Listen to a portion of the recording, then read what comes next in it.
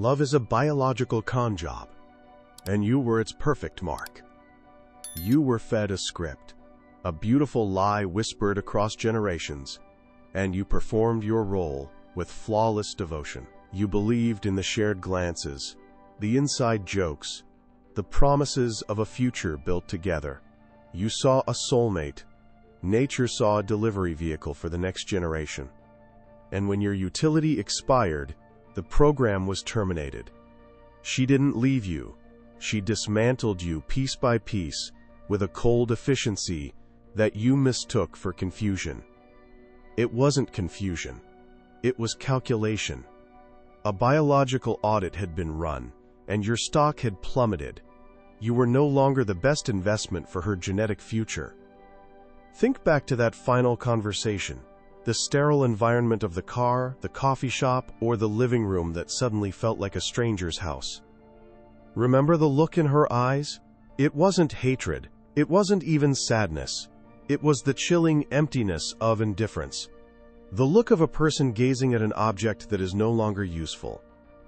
Her words were rehearsed, a carefully curated string of clichés designed to minimize her own discomfort, not yours. I need to find myself. It's not you, it's me. You deserve someone who can love you fully. Each phrase was a precision-guided weapon, aimed at your ego, designed to make you believe the failure was a shared, tragic circumstance, when in reality, it was a unilateral decision made weeks or even months before. You were arguing for a future that had already been deleted from her server. You were pleading your case in a courtroom that had long been adjourned.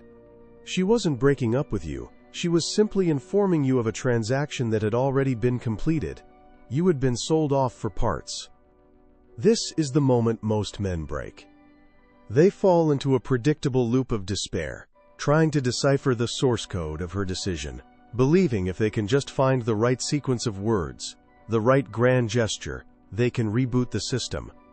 They become frantic archaeologists, digging through the ruins of the relationship for clues, blind to the fact that the entire city was built on a lie.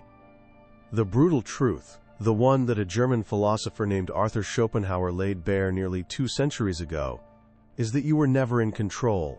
You were a puppet, and the strings were being pulled by a force he called the will to live, a relentless, blind, biological drive that cares for nothing but its own survival and replication. Schopenhauer saw through the illusion. He understood that romantic love is the greatest deception ever perpetrated on mankind. It is nature's masterpiece of trickery, a beautiful, intoxicating anesthetic to make you willingly sacrifice your personal happiness, your ambitions, and your very identity for a goal that is not your own. She wasn't your partner. She was an agent of this will, and her attraction to you was never about *you. It was about what you represented, a viable path to perpetuating the species.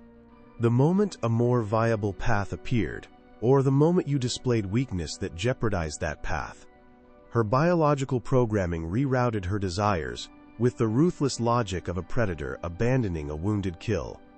If this cold, hard truth resonates in the pit of your stomach, if you've ever felt the sting of being devalued and discarded like a broken tool, then you have arrived at the right place. This is not a place for comfort. It is a training ground. Subscribe to Psychological Dominion, activate all notifications, and press the like button to signal that you are ready to stop being a pawn in the game and start observing the board from above. And in the comments, I want to know where this message is reaching you. Tell me what city or country you're fighting from. Let's see how far the rebellion against our own biological programming has spread. You see, the pain you feel right now is not just emotional, it's a system error. It's the shock of a machine discovering it is, in fact, a machine. You are experiencing the brutal withdrawal from the drug of validation, a chemical cocktail your brain was fed to keep you compliant. The sleepless nights, the obsessive checking of her social media, the endless replaying of conversations, it is not a sign of your love for her. It is the desperate thrashing of a program trying to reconnect to its primary function. You are a ghost haunting a machine that has already been rebooted with new software. And the most painful part? She feels nothing. Or rather, what she feels is relief. The relief of an organism that has shed a dead weight. While you are trapped in the prison of the past, she is field testing new candidates, running diagnostics, seeking a better, more efficient partner for the only mission that matters to her subconscious. Schopenhauer stated, quote, "A man can do what he wills, but not will what he wills." You believed you chose her. You believed your feelings were a unique, transcendent connection, but you didn't choose her any more than a moth chooses a flame. Your will was not your own. It was hijacked by an ancient directive encoded in your DNA. You were programmed to desire her, to provide for her, to protect her, and in return, you were given a temporary sensation of purpose and validation. This is the bargain. And you are now living through the brutal reality of what happens when your end of the bargain is no longer deemed sufficient. The system has no loyalty. It has no sentimentality. It only has one objective: continuation. Your personal happiness was never a factor in the equation. It was, at best, a disposable incentive. But here lies the critical turning point. This ego-shattering, soul-crushing experience is not your end. It is your initiation. Most men will spend their lives recovering from this, patching up their ego with meaningless flings, or retreating into a shell of bitterness, forever remaining slaves to the programming they refuse to see. They will continue to play the game, hoping for a different outcome, without ever realizing the rules are rigged against them. But a select few, the men who are willing to stare into the abyss of this biological reality without flinching, can do something else. They can learn to see the code. They can study the system not as its victim, but as its analyst. What if that brutal source code she used to discard you is the very same code you can use to become immune to her and to every woman like her? What if the key to your freedom, the very foundation of an unshakable frame and a formidable calm, is hidden inside the mechanism of your own slavery? That is the journey we are about to embark on. Not to win her back, that is a fool's errand, but to win yourself back from the clutches of a biological imperative that has kept you weak, predictable, and disposable. The fall of your empire did not begin with a cataclysm. It began with a whisper, a single, seemingly insignificant moment of concession. It was a strategic retreat you framed as an act of love, a compromise you told yourself was a sign of maturity. You were wrong. It was the first tremor in a seismic event that would level your entire reality. The authority you once held wasn't stolen from you in a violent coup. You handed it over, piece by piece, in exchange for a temporary peace that was never real. You traded sovereignty for a smile, and in doing so, you taught her that your internal world was for sale. Let's deconstruct this with cold precision. The process of your dethronement followed a predictable, 5-stage protocol of decay.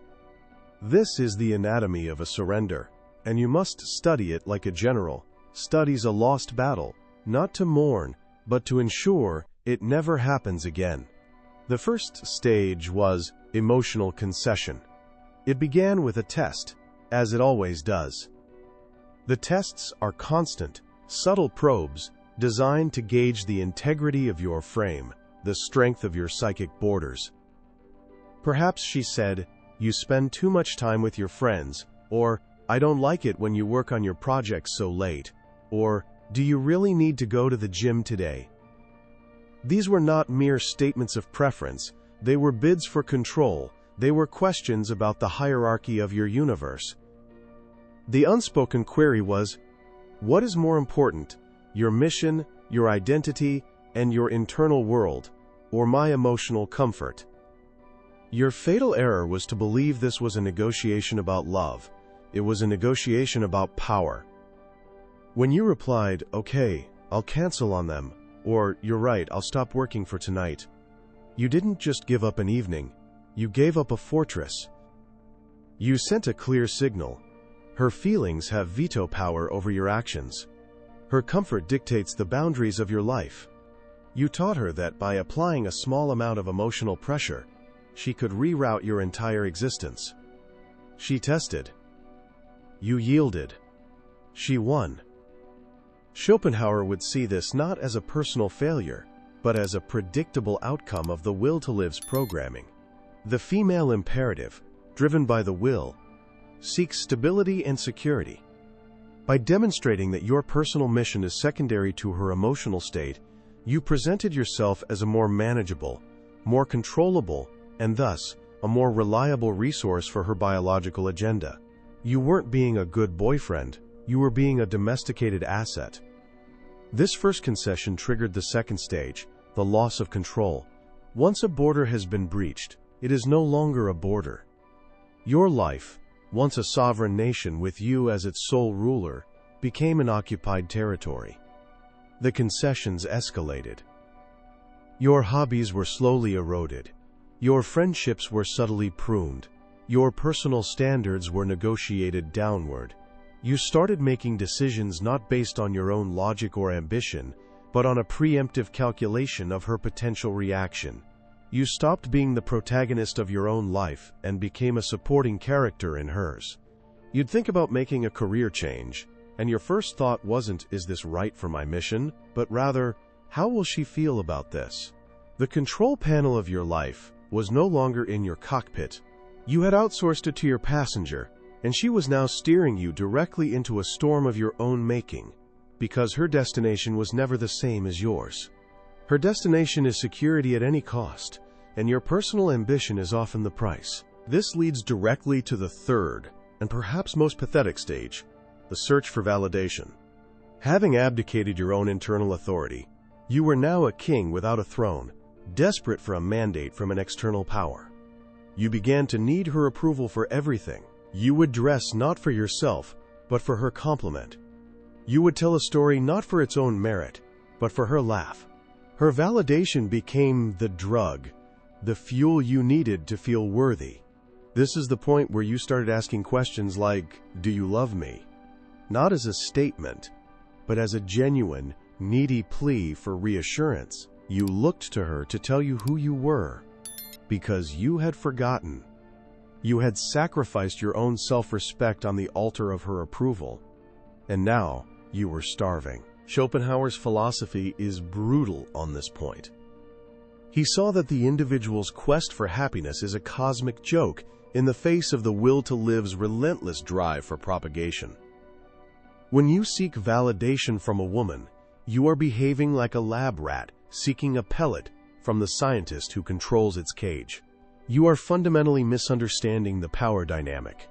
She cannot give you the validation you seek, because her biological programming is designed to respect strength and despise weakness. By asking for her validation, you are demonstrating your weakness in the most overt way possible. It's a paradox. The more you ask for her approval, the less she is able to give it. Your neediness is repellent to the very force you are trying to appease. It signals that you are an unstable resource, an emotional black hole, and the will's internal audit begins to flag your account for termination. If you recognize yourself in this downward spiral, if the memory of your own concessions and your own desperate pleas for validation makes your stomach turn, then this is your moment of awakening. This is the point where you stop the bleeding. To do that, you must sever your programming at the root. Subscribe to Psychological Dominion, activate all notifications so you don't miss a single transmission, and press the like button to declare that your days of surrender are over. And in the comments below, answer this one question with brutal honesty. Which test did you fail? Was it giving up your friends, your hobby, or your ambition? Acknowledge the moment your fortress was breached. Admitting the strategic error is the first step toward rebuilding the walls. The fourth stage is the inevitable consequence of the third, affective dependency. At this point, you are a full-blown addict. Your emotional state is no longer your own. It is a direct reflection of hers. If she is happy, you are granted a temporary reprieve, a fleeting moment of peace. If she is unhappy, your entire world collapses. You walk on eggshells. You live in a state of constant low-grade anxiety, monitoring her tone, her expressions, her silences, trying to anticipate the next emotional storm. Her moods have become your weather. You can't plan your day, your week, or your future because everything is contingent on the unpredictable climate of her emotions. Think about the practical implications. You stop speaking your mind on certain topics because you know it will upset her. You apologize for things that are not your fault, just to end a conflict. You find yourself unable to enjoy your own time, your own hobbies, because you're consumed with worry about what she might be thinking or feeling. This is not love.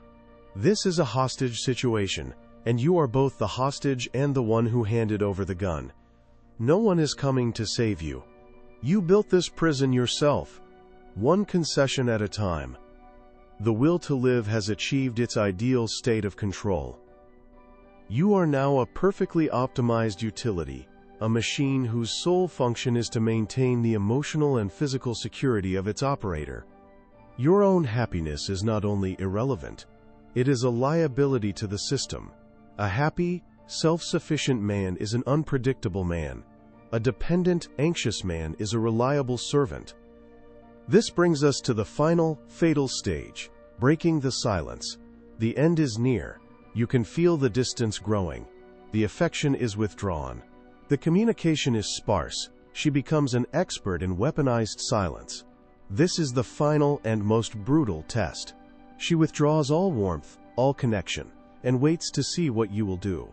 Her silence is dominance, not inattention. It is a calculated move designed to make you break.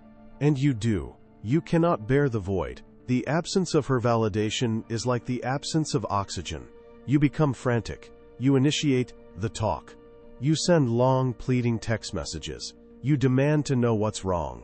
You ask, "What did I do?" The moment you ask that question, the game is over. You have just confessed to a crime you didn't even know you committed. You have accepted her frame completely, the frame in which she is the judge, and you are the defendant, desperately trying to prove your innocence. When you apologized, you signed your surrender. You begged for a conversation that she had already concluded in her own mind weeks ago. You were pleading for a stay of execution from a judge who had already signed the death warrant. Your emotional outburst, your pleas, your desperation, these were not arguments in your favor. They were the final pieces of evidence she needed to confirm her decision. You proved to her, beyond any doubt, that you were weak, that you lacked a core, that your emotional state was entirely dependent on her.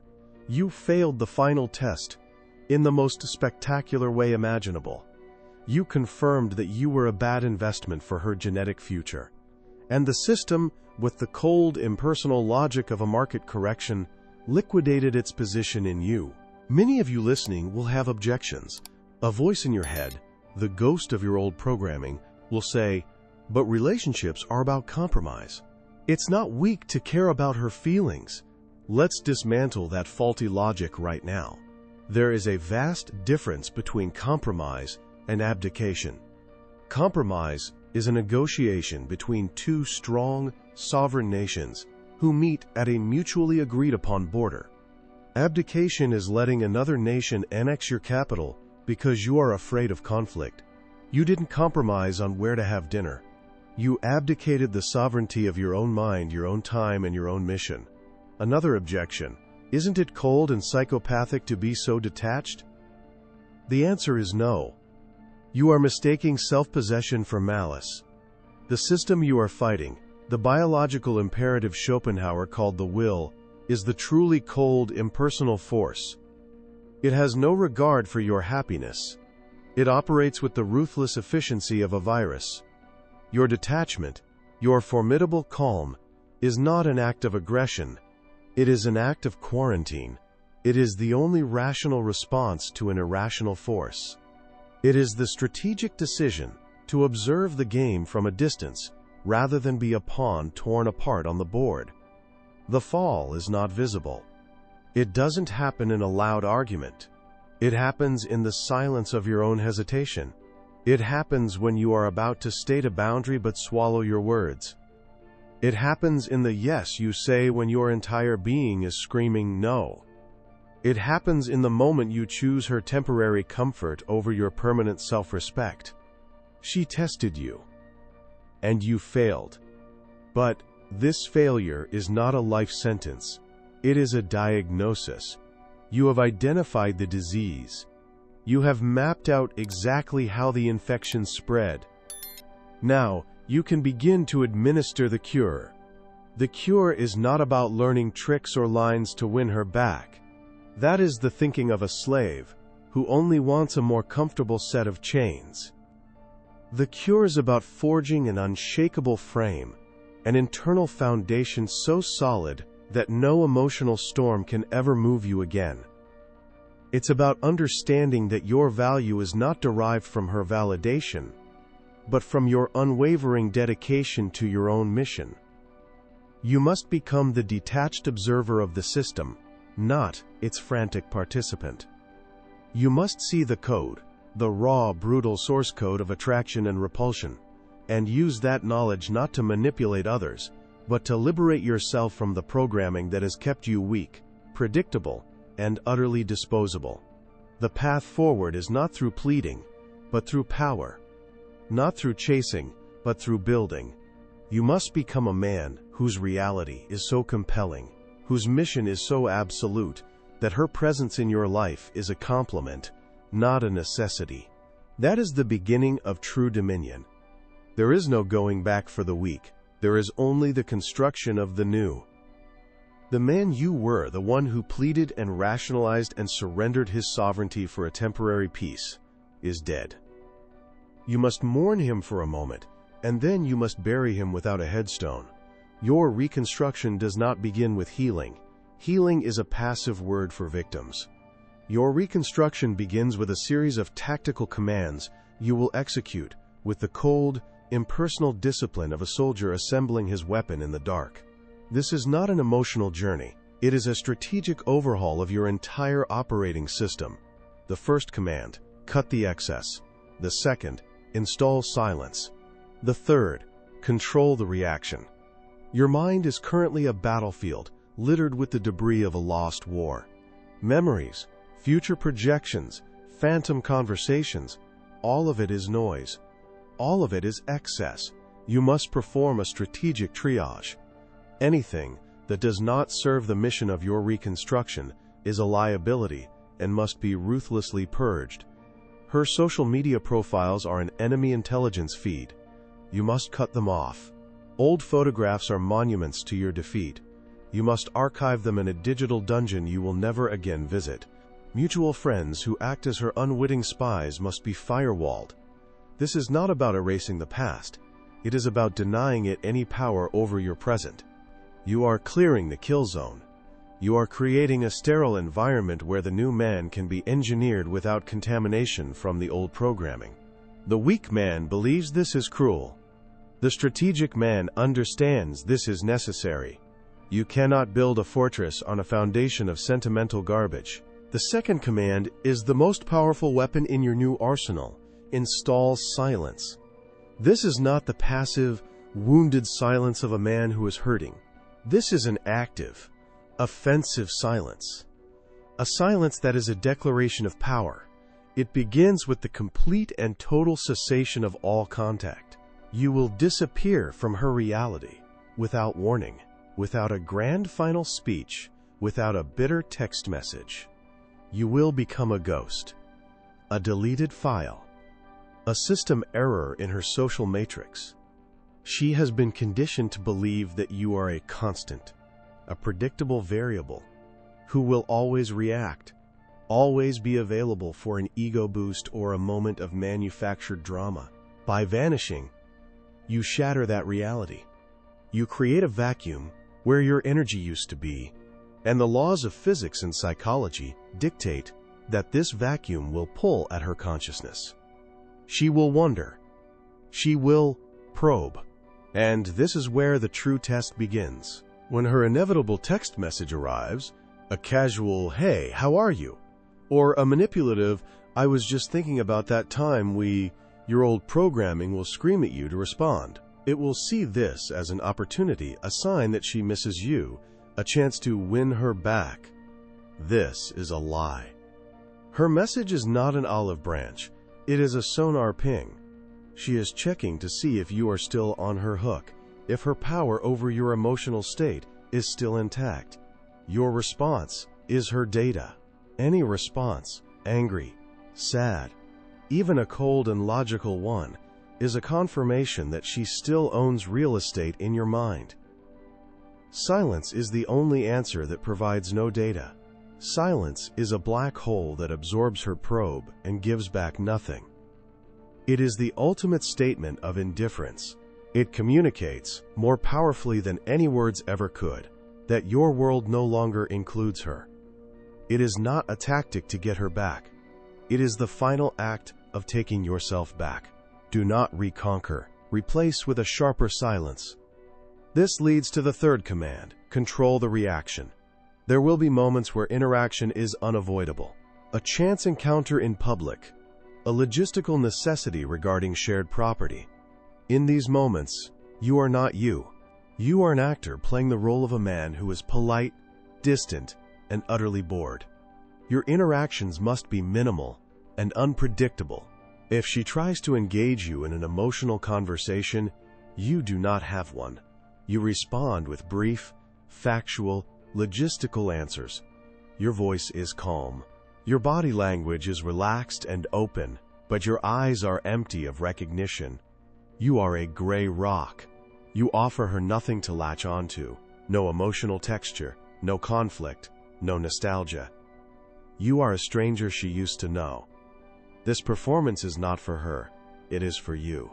It is the practical exercise of your new frame.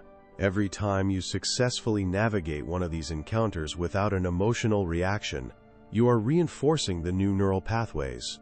You are teaching your own nervous system that you are the one in control, not the external environment.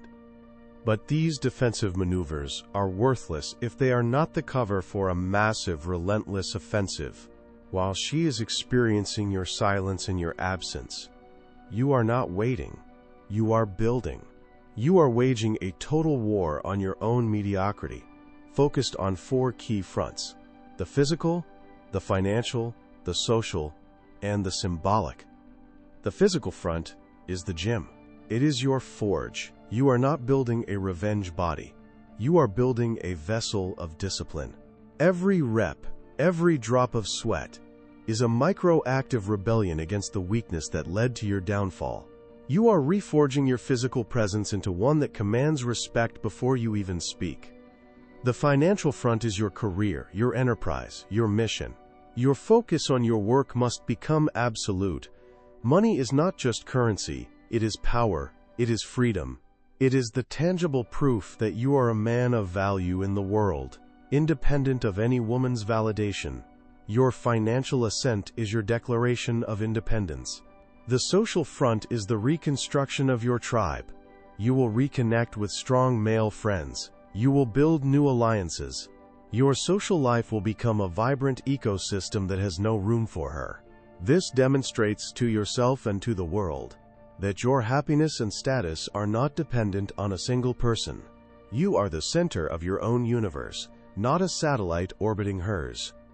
The final and most important front is the symbolic. Your purpose. You must find or create a mission that is bigger than yourself, bigger than her, bigger than any relationship. This is your life's great work. It could be a business, an art form, a mastery of a skill. This mission becomes your new God. It is the thing you serve. It is the source of your internal validation. When a man is truly possessed by his mission, he becomes a force of nature. His presence becomes magnetic. Women become a pleasant distraction, a complement to his life, but never the center of it. Schopenhauer wrote, "The 2 foes of human happiness are pain and boredom." Your previous life was an oscillation between the pain of her disapproval and the boredom of a life without purpose. By dedicating yourself to a mission, you transcend both. The work itself becomes the reward. The struggle becomes the meaning. A man who wants to be loved will be discarded. A man who imposes his presence, who has a gravity born of his own purpose, will be feared. And in the brutal calculus of attraction, fear is a much more stable foundation than affection. This is not a hope. This is a plan. A blueprint for the creation of a new man from the ashes of the old. It is a declaration of war on your biological programming and on the social conditioning that told you to be soft, to compromise, to place her happiness above your own mission. That path leads only to contempt and disposal. The path of reconstruction is hard, it is lonely, and it is merciless. But it leads to a place of unshakable calm and formidable power. It leads to a state where you are immune to the games you once fell for, because you now see the code behind them. If you are ready to burn the old maps and begin the ruthless, systematic construction of a man who cannot be broken, then subscribe to Psychological Dominion. Activate all notifications to receive your orders, and press the like button as a first strike against your own weakness. And now, for your first tactical move, answer this in the comments. What is the single greatest weakness you allowed into your life that you will purge starting today? Acknowledge the enemy within. Naming it is the first step to destroying it. The journey ahead is not about winning her back. That is a slave's ambition. This is about building an empire so vast and a purpose so compelling that her memory becomes nothing more than a footnote in the biography of the man you were forced to become. Be an absence that carries weight, not a presence that begs. The throne of your life is empty. It is time to claim it. The final test does not arrive like a storm. It comes in the quiet. It's an ambush laid in a place of comfort, a chance encounter engineered by fate, or, more likely, by her own probing curiosity. You will be at a party, a professional gathering, or a random coffee shop, and you will see her. Your old programming, the ghost in your machine, will send a jolt through your nervous system, a faint echo of the past. But it is only an echo, because you are no longer the machine that can be controlled by that signal. You are the operator now. You are the observer. When she approaches, and she will approach, you will see it all with a clarity that is almost painful. You will see the subtle calculation in her eyes, the carefully chosen outfit designed to trigger a specific memory, the rehearsed casualness of her smile. You will see her not as the woman you once loved, but as an agent of the will to live, running a final diagnostic.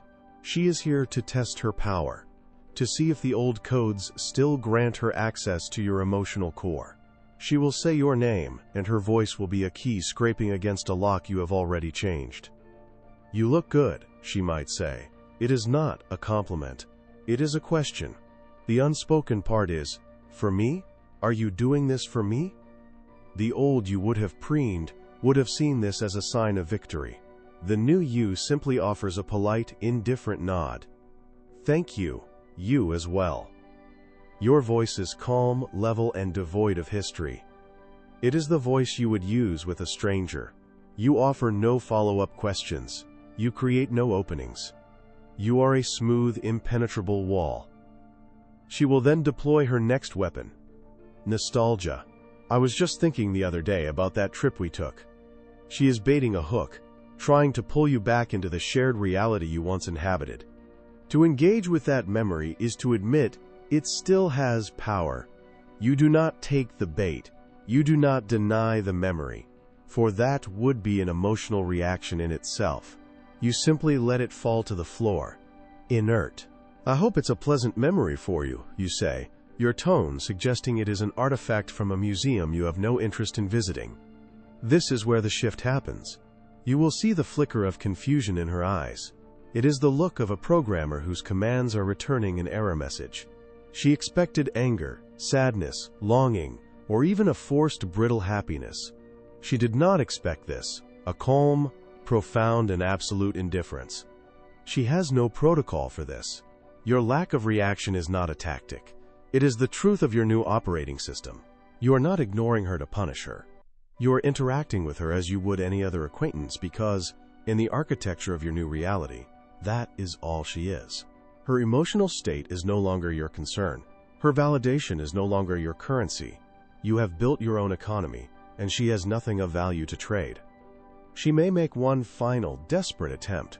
She might try a subtle jab, a hint of vulnerability, or even a direct probe. I've missed you. This is the kill shot, the one designed to shatter the frame of any man still clinging to a shred of hope. But you hear the words for what they are. Not a confession of love, but a confession of lost power. She misses the control she had. She misses the validation you gave her. She misses the man who was a predictable utility. She does not miss you, the man standing before her now, because she does not even know him. And so your response is the final, devastating blow, a simple, quiet smile that does not reach your eyes. You say nothing. Your silence is the answer. It is a silence that says, that chapter is closed, the book has been burned, and I am now reading something far more interesting. You are the one who ends the conversation. It was good to see you. I have to go. You have a mission to return to. You have a life to build. You have a purpose that is infinitely more compelling than this ghost from the past. And as you turn and walk away, without a single glance back, you will feel nothing. Not victory, not sadness, not even relief. You will feel only the steady, quiet hum of your own power. You did not go there to win a battle. You went there to confirm that the war was already over. She didn't lose. The game itself was rendered obsolete. The chessboard has been flipped, but it doesn't matter, because you left the match long ago. You are no longer a king or a pawn. You are the observer watching from a distant star, seeing the frantic, predictable movements of celestial bodies caught in a gravitational pull that no longer affects you. This is the ultimate revenge, but it is not for her. It is for you. It is the proof that you have successfully overwritten your own programming. Schopenhauer revealed the brutal mechanics of the cage, the invisible bars of the will to live, that keep most men trapped in a cycle of desire and suffering. But you did more than just see the bars. You dismantled them piece by piece and used the raw material to forge a weapon and a throne. The respect you now command from the world is not something you asked for. It is a consequence of the respect you demand from yourself. It is imposed by your absence from meaningless drama, by the weight of your presence when you choose to appear, and by the cold, hard fact that your emotional center is no longer up for negotiation. If you are ready to stop being a player in a rigged game and become the architect of your own reality, then your final command is clear. Subscribe to Psychological Dominion. Activate all notifications to ensure you receive every strategic brief, and press the like button as a final declaration that your reconstruction is underway. And in the comments below, answer this one question. In the empire you are building for yourself, what will be the name of your throne? It can be a principle, a mission, or a single word that defines your new power. Let the world know what you are building. Your goal was never to make her regret leaving you. It was to build a life so magnificent that her opinion of it becomes entirely irrelevant. The day she truly understands the man you have become is the day she will realize he was never meant for her in the first place.